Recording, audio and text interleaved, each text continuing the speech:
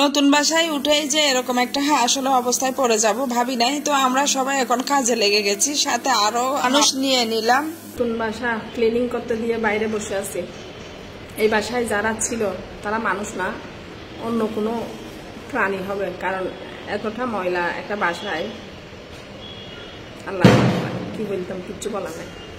Professional cleaner যারা, তারা clean করেও কোনো হদিস মিলতেছে না। এত ময়লা কেমনি করে, ওয়ালে পর্যন্ত, দেওয়ালে পর্যন্ত, দেওয়ালের ভিতরে পর্যন্ত।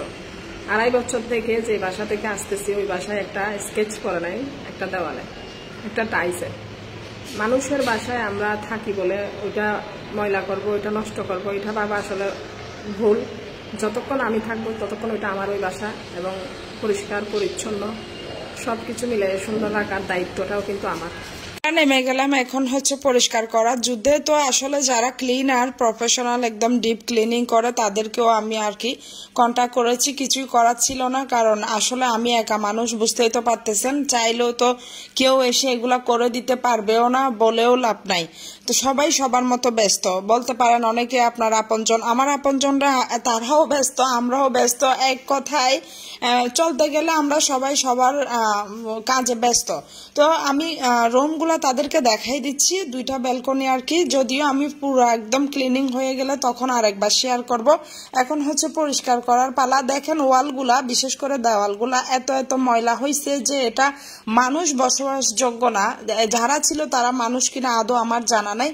এত ময়লা কেমনি হয়, কখনোই মনে হয় তারা কোনো আসলে ইয়াতে হাতও দেয় নাই, মানে পরিষ্কার যেটা বলে করে নাই। এক কথায় আমি জানি না এরা কেমন প্রকৃতি ছিল। আমরাও তো কোনো না কোনো বাসা থেকে আসছি, সেটা নিজের ছিল না, ভাড়া ছিল। ভাড়া বলে তো আর একটা বাসাকে আমরা পচাই ফেলতে পারবো না। যতক্ষণ এটাতে আমি থাকতেছি ততক্ষণই সেটা আমাকে পরিষ্কার পরিচ্ছন্ন রাখতে হবে। এটা আসলে বাড়িওয়ালার ম্যাটার না, বাড়িওয়ালা এগুলা সম্পর্কে নিবেও না। তো যেই মানুষগুলা ছিল, আমি তাদের উদ্দেশ্যে এটুকু বলবো, আসলে বাসা আপনার না ঠিক আছে, বাট আপনি যতক্ষণ থাকতেছেন ততক্ষণ এটা আপনার। এটা অমানবিক একটা অত্যাচার বললেও চলে, যে এভাবে কেউ বাসা রেখে যায় না। আমিও কিন্তু বাসা রেখে আসছি, ওখানে কিন্তু কেউ একজন এসে শুধু একটা মানে ঝাড়ু দিলেই হয়ে যাবে, কারণ ওরকম ক্লিন অবস্থায় আমি রেখে আসছি। এবং আমার নিজ দায়িত্ব থেকে আমার যে হেল্পিং হ্যান্ড ছিল, আমাকে কয়েকদিনের জন্য যে হেল্প করতো, তাকে দিয়ে আমি পরিষ্কার করাই আসছি।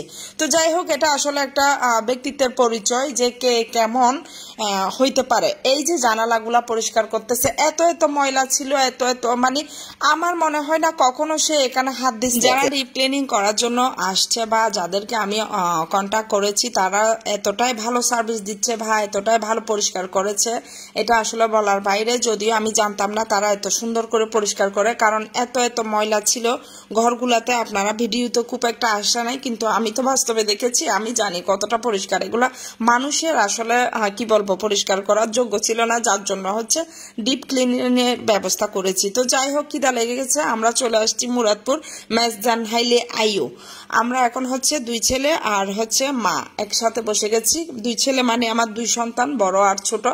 সবাই তো জানেন, কয়েকদিন আগে দেখেছেন, বার্থডে করছি বড় ছেলে। তো এখন আমি সহ চলে আসলাম। এদেরকে বলছি তোমরা কি খাবা, এরা বলছে মেজবানি খাবে, যেহেতু মেজবানিতে আসছে মেজবানি খাবে। আমার জন্য নিয়ে নিলাম এই প্যাকেজটা। তো এই প্যাকেজটার মধ্যে ছিল হাঁসের মাংস আর 2টা ভর্তার আইটেম, ডাল আর সবজি। আর টোটাল প্যাকেজটার দাম ছিল আর কি 500 কত যেন হবে সামথিং, আমার আসলে মনে নাই। আর মেজবানি তো আপনারা সবাই জানেন কম বেশি। তো আমরা খেতে খেতে কি ক্লান্তিটা একটু কাটাচ্ছি, কারণ আমরা সকাল থেকে কিচ্ছু খাই নাই। আমরা চলে আসছি কিন্তু বাসাটা পরিষ্কার করার জন্য, কারণ যেহেতু আমি আবারও কিন্তু আমার বাসা থেকে সবকিছু আর কি জিনিসপত্র এই বাসায় আনতে হবে। বাসা পাল্টানোর মতো কষ্টের কাজ আমার মনে হয় না আর কোনো কাজ আছে। যদিও আসলে যাদের ফ্যামিলিতে অনেকগুলো মানুষ থাকে তাদের জন্য একটু সহজ হয়, আর আমরা তো সিঙ্গেল মানুষ বললে, ব্যাচেলর বললেই চলে, মা ছেলে, তো আমার জন্য একটু কষ্টদায়ক। তো যাই হোক, এখন আগে খিদা নিবারণ করি, তারপরে পেটের খিদা নিয়ে আসলে কিছু করার নাই। পেটের খিদা আগে নিবারণ করতে হবে, তারপরে কি অন্য কাজ। তো আমার কাছে ভালো লেগেছে খাবারটা, প্যাকেজটা আর কি, যে প্যাকেজটা নিয়েছি। আপনাদের কাছে কেমন লাগছে আমি জানি না, যদিও আপনারা খান নাই, আপনারা তো দেখছেন, খেয়ে দেখবেন। আর এখানে হচ্ছে রঙের প্রয়োজন ছিল, আমি বাড়িওয়ালাকে বলেছি যে আমাকে কষ্ট করে একটু রং করে দেন। অনেক অনুরোধ, অনেক আকুতি মিনতি করার পরে রাজি হলো আর একটু করে রং করে দিচ্ছে, মানে হালকা পাতলা, যেটা হচ্ছে অর্ধেক করে ওয়ালের মধ্যে করলে হয়ে যাচ্ছে, আর বেশি তেল যায় না আর কি। যাই হোক, এখন হচ্ছে পুরাপুরি পরিষ্কার হয়ে যাচ্ছে, হয়ে যাওয়ার চেষ্টায় আর কি। তো যাই হোক, আমি পুরা আর কি যখন হয়ে যাবে তখন আমি আবারও নতুন করে ভিডিওতে দেখবেন।